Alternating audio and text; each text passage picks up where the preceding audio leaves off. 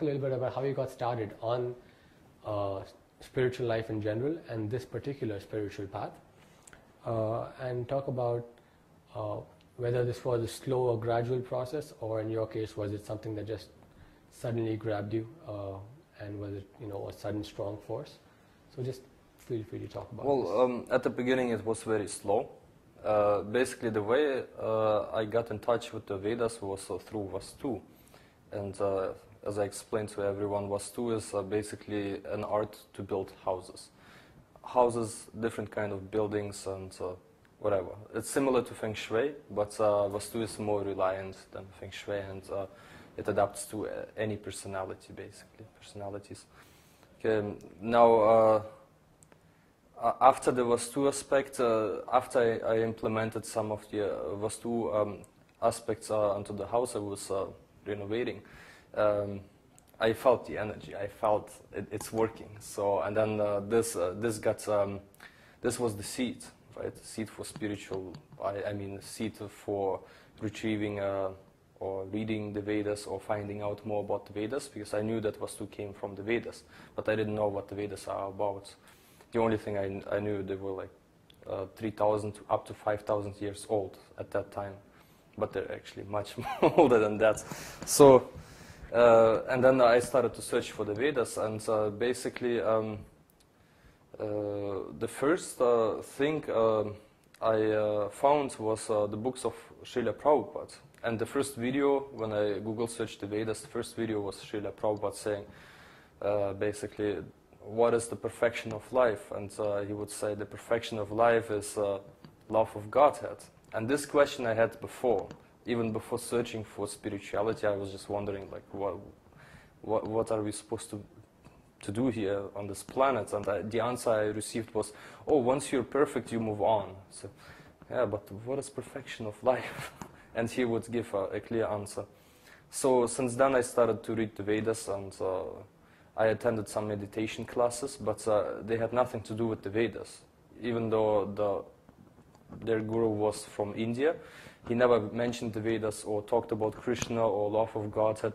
It was just plain Mayavadi philosophy, meditation on nothingness. And, well, I did that for a couple of weeks until I read a book from him, which indicated like a spiritual master has to come back to this earth every 300 years. So I was like, oh, I didn't want to come here anymore. So I dropped it. But the whole reason to starting the spiritual journey was actually in 2003, around that. So because this is when my southern period started, and all the problems, all the karma, good, bad, whatsoever, started to appear. And I was like, wow, what's going on? And every time I would turn towards spirituality, it would, I would feel a release, and it would feel good. And then if I would turn back to rascal life, it's like, then I would feel it again. All these bad things would come right away. So this is what kept me steady on my path. And I kept on reading the books of Srila Prabhupada, because there was something about it. Even though I wouldn't understand it at that time, but there was something about it which got me so interested in. Well, the first thing was love of Godhead. So, who is God? What love of Godhead, and so forth. So, and it took me around 4 years. 4 years to come to such a point to drop everything and just move to the ashram. Just drop everything. Family life, money, jobs, whatever. Social life, I didn't even, I wasn't, how do you say, I wasn't interested in social life anymore, because I knew what the regulative 4 principles are and what they mean and what the whole purpose behind is. So, and this was social life as the regular people have, who became so untasteful. It's like, I'd rather sit and chant, and I feel much better, and I feel the, well, you can't say bliss, but I feel a higher consciousness. That's what it is about, right? So then degrade myself drinking alcohol or going to a bar, and I would drop that even in my family life. I wouldn't go out. I would just stay at home. My ex-girlfriend, she would go out and she would party up, but I would never like do that. And then we were both on a spiritual path actually, but then things got all in order.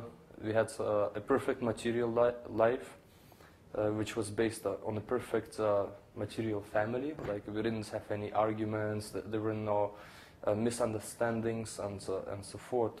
So, but basically the whole situation, because of that, she refused to, you know, to adopt a spiritual life because she got used to it. She was too comfortable. So, but I was still chanting. I was doing my rounds. I was reading, and I was all into it. And this was the whole base of the family. This was my dream actually, not her dream, as it turns out now. Okay. So that's why I had to leave everything behind, because once you taste the higher taste, the higher knowledge, the higher consciousness, once you just get attached to it. You want more. It's undescribable. It's I don't know how to even describe this. It's like once you taste it, it's inside. It's not even outside. It's not a dual material thing which you can see, touch, whatever, but it's an emotion. It's a love. It's something inside which opens. Once you water the seed of spirituality, it opens up and wow, and you want more, and that's it. Was there something specific that happened that made you come to this decision that, yes, I want to give my complete life to God, or was it just at some point you took a deeper look within yourself and realized that you were ready? Well, both. The things happens with this. If you're in a family life, your wife or your husband, and in any case, you have to be on an equal path. You come to such a point where you can't go any further by yourself. There must be someone who goes along with you. So if that's not the case, then you're basically stuck. There is a wall and you can't progress further. So even with the spiritual master telling you what to do, even in your family life, it's impossible. And I realized that. I was going to try it still. That's why I didn't go to bars and to whatever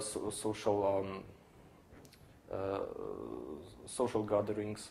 But still, I was not able to progress further because there is a weak link in the family which actually holds you back.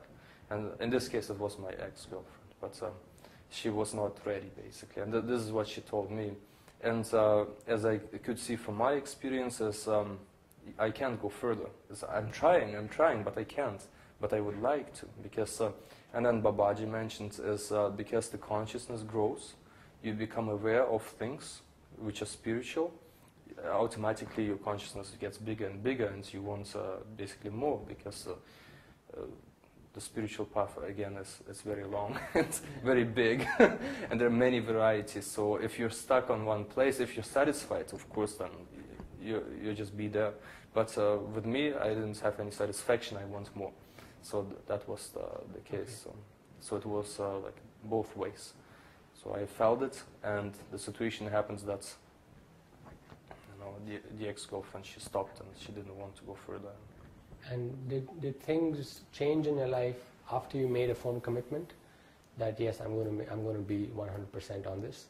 Did you find that, you know, your life suddenly changed? There were suddenly all these people trying to jump on you and stop you? Or... Oh yeah, it's like they even jumped on me before. It's like, why are you not eating meat? Why aren't you drinking? Why aren't you doing this and that? And oh, sex life? You're trying to control your sex life? It's like your senses, or you're a loser, you know. And but these are all material rascals, because they have no idea how to do it, and they can't even do it. So it's once I read an article about it, like the urge in a man comes every morning. So, but you know, it's like, and it's uncontrollable. You can't control it. Basically, that's what the scientists say, right? But, yeah, whatever. But yes, lots of opposition from everyone, pretty much, friends, family, and even my employers. It's like, but would you like to know any specifics or?